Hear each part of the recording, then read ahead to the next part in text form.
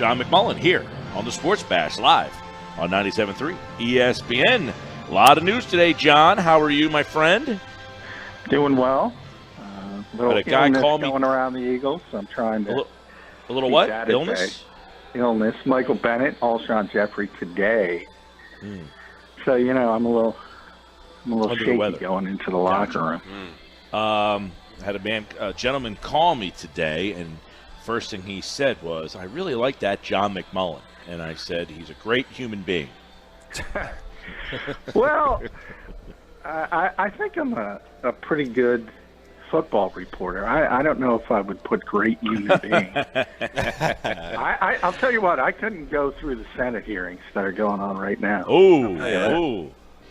All right. Get into a couple things here. Start with Rodney McLeod. Obviously, big blow to them. Of all the guys they could lose, I mean, McLeod or Jenkins, obviously, one of those two guys.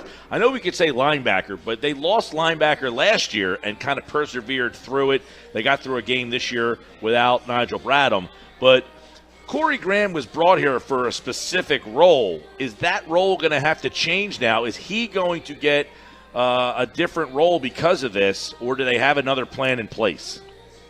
No, I think it's going to be Corey Graham. I think they got to have discussions. I think the hope was that this wouldn't come back as a long-term injury. Rodney would be out a couple weeks, and then you just simply insert Corey Graham. The problem is he's 33 years old, so can he be an every-down player at this stage? And that's what Rodney is. He and Malcolm are on the field for every defensive snap when they're healthy.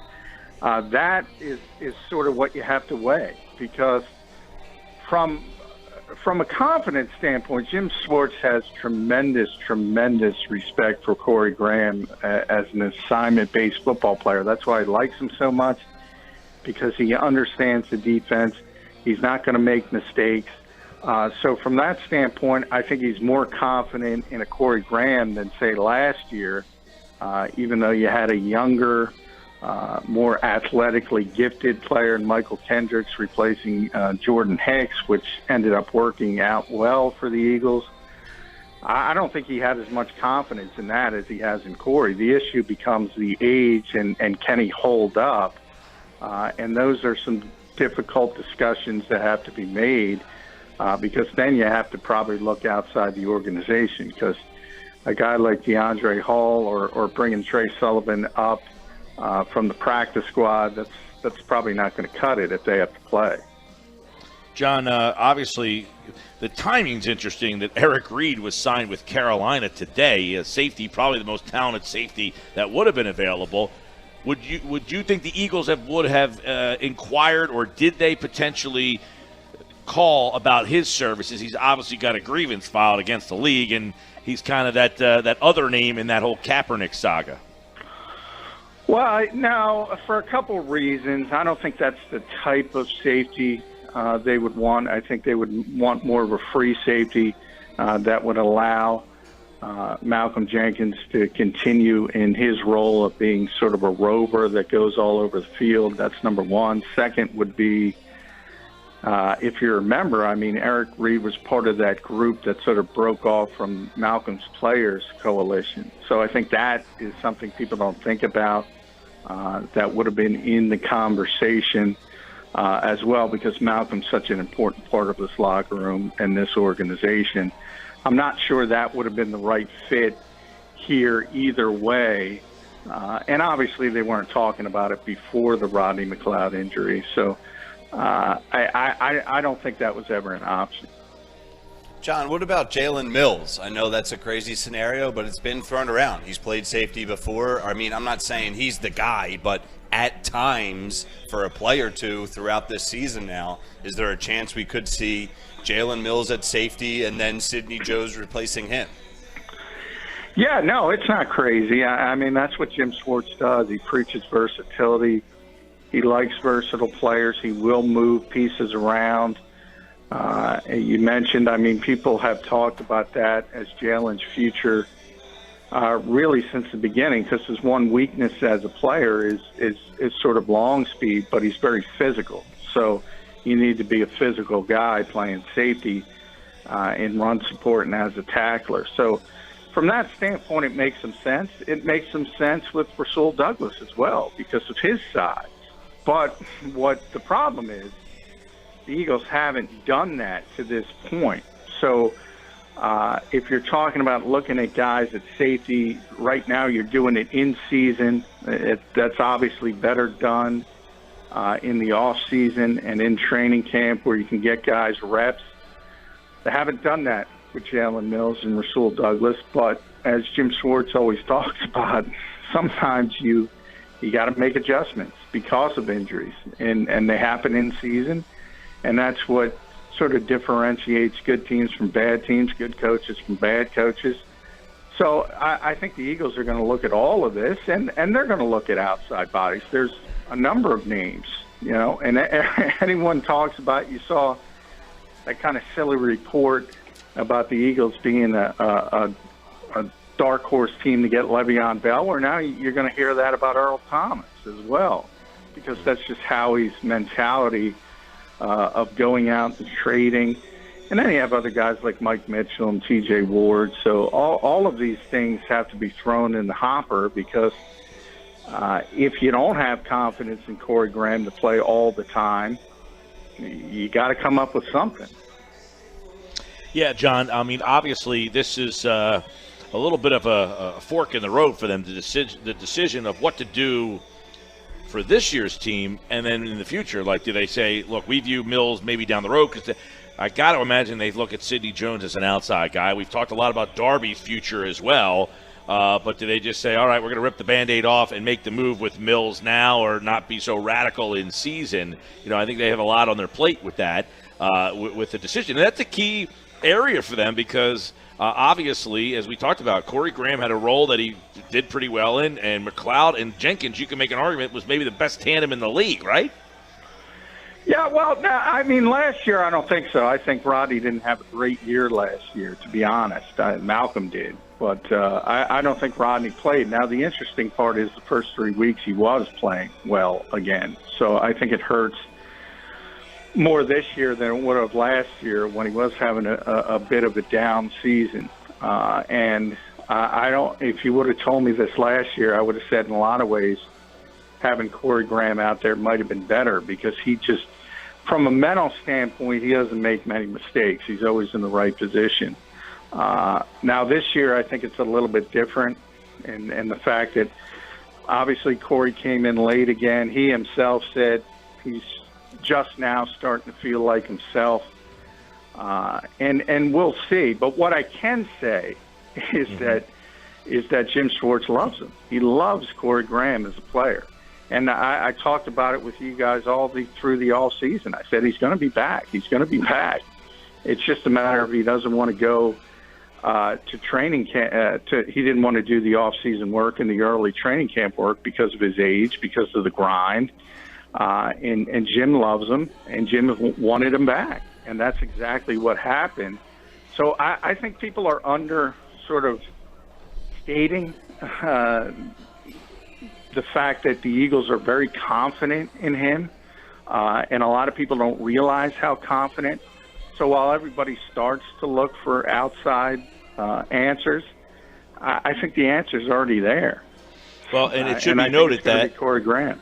It should be noted that McLeod left the game and Graham was on the field for some of those red zone stops last week. So obviously, and he's been a big contributor to the Super Bowl and the playoffs last year. So he's not some stiff that's at the end of the line here. He had a big role in the game last week. So yeah, he definitely did. John, I want to ask you about Rodney got hurt, guys, in the third quarter, and Corey came in from that point, played every play. I mean, that's what the two safeties in the Eagles defense are 3-down players. So he's going to be out there every single play.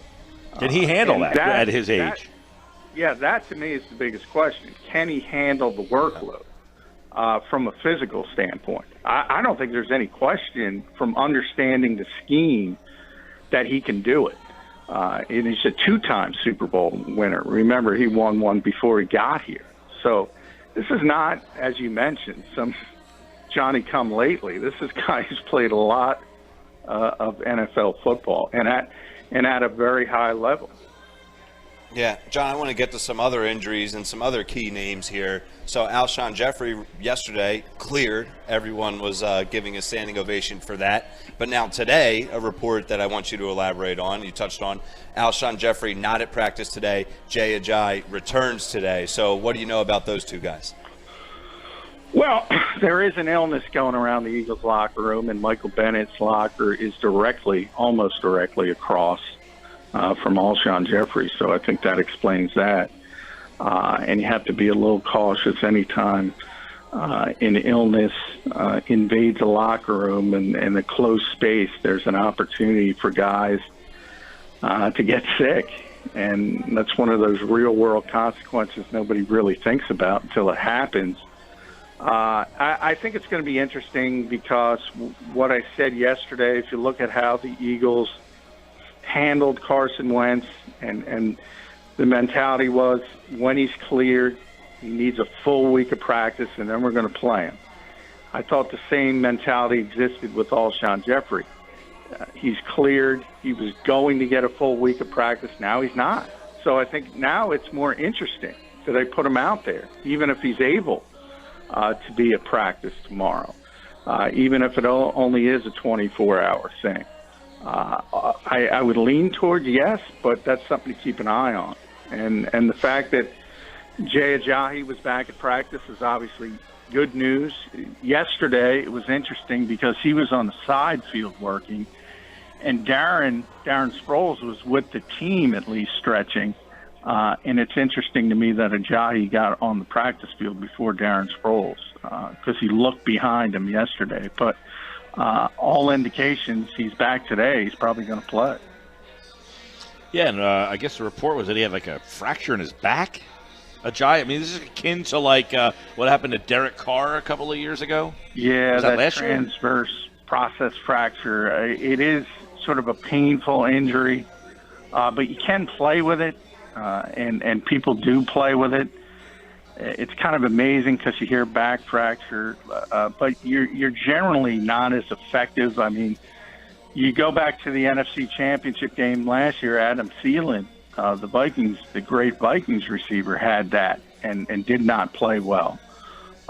So I'm not sure I would want to push it, but the fact that he's back at practice is a good sign that he's going to be back. Yeah, John, and so a lot of injury news surrounding the team. Ajayi looks like he could go. No Sproles, right? He was out today. Yeah, still dealing with the hamstring, so this will be a third week if he's not able to make it back, and these are the two most important practices of the week, Wednesday and Thursday. And I've talked about it a lot, not that concerned as much about the running back position because I think the Eagles are deep there, and I don't see sort of a huge drop-off in the committee approach. But where you did see the big drop-off was as a punt returner. And Doug Peterson kind of brushed it off by talking about the weather and the rain. But I don't know. I'm just not comfortable with Corey Clement catching those punts. He looked very, very uncomfortable trying to do it. Yeah, I was going to ask you, I saw that question yesterday asked, and I was wondering, if he's just saying, hey, making some excuses. Do they have another in-house candidate to take that role? I mean, I'm trying to think. Going back Nelson to the preseason Aguilar is generally the backup punt returner in practice, and he could certainly do it. But Doug said, I mean, Corey's the guy. He's not going in a different direction, and I was a little surprised by that. John McMullen's with us, 97.3 ESPN.com, and of course at JF McMullen on Twitter as the Eagles getting ready for the Tennessee Titans. As we told you, a lot of news surrounding the team today, and moving forward here. Carson Wentz, obviously, you just mentioned without Alshon Jeffrey kind of being at practice, that kind of complicates a little bit again the thought of how they're going to game plan, right? I mean, if he's not out there practicing and it doesn't have anything to do with the injury, that's another little wrench in the wheel. No, yeah, it is. And also Jordan Matthews now pops up with a bit of a hamstring. He was able to practice, but so that has to enter into it as well. And Yeah, long list today, by the way. I got the list here in front of me. Long list. Alshon, Rodney, Darren, Corey, Jordan, Jay. Yeah. And if you look at what the Eagles did against the Colts with all the 2 and 3 tight end personnel sets, and I don't know if that works against as well as Tennessee, because they're a more inventive defensive team. They're not going to sit back in a cover 2 zone. They're going to do different things where it's not going to be as easy to take advantage of 12 and 13 personnel. So I think it's important they get those receivers on the field, and just something to keep an eye on as we get later in the week. All right, John McMullen, Eagles, Titans, Sunday. Don't forget, Mosher, McMullen, Krause tonight at the Landmark. Starts at 6 right after us. They'll have plenty more on all the injuries in this game, I'm sure. Real quick, John, good matchup in the NFC tonight, and Vikings, who you know very well, and the Rams. I think this is a very interesting game, maybe the most interesting game of the week. It's not a great schedule this week, but you got the Vikings coming off that loss against Buffalo. That surprised a lot. Now they're going to go on the road. Could the Vikings be up for 2 straight losses? Yeah, I think so. I mean, if you think about traveling to Los Angeles, it's not as bad for an East Coast team, but it's still 2 time zones away.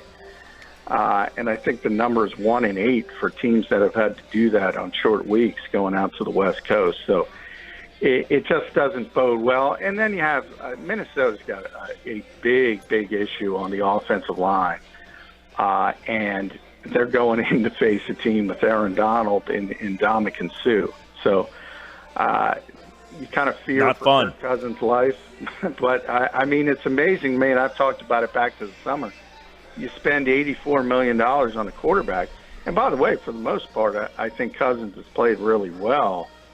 And you don't put an offensive lineman in front of him.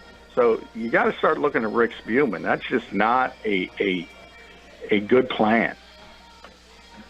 We'll see that game tonight right after. You can hear it live on 97.3 ESPN right after Mosher, McMullen, and Krause. That's tonight, 6 to 8, followed by the Thursday night matchup. And finally, Thursday night football is typically the throwaway game of the week. They've given us an intriguing matchup a couple of weeks in a row here. This one here might be the best Thursday night matchup we've gotten in some time. So we're looking forward to that. Real quick, that's because Fox paid all that money, and they weren't going to pay for Browns-Jets. But they'll pay for Vikings-Rams. Well, finally, I was saying they finally the game is not on. It's on NFL Network, but it's also on actual Fox tonight, so I don't have to watch the game on my phone this week. I'm happy about that. All right, John, we'll be listening on the drive home tonight. Mosher, McMullen, and Krause. Thanks, pal. All right, thank you, guys.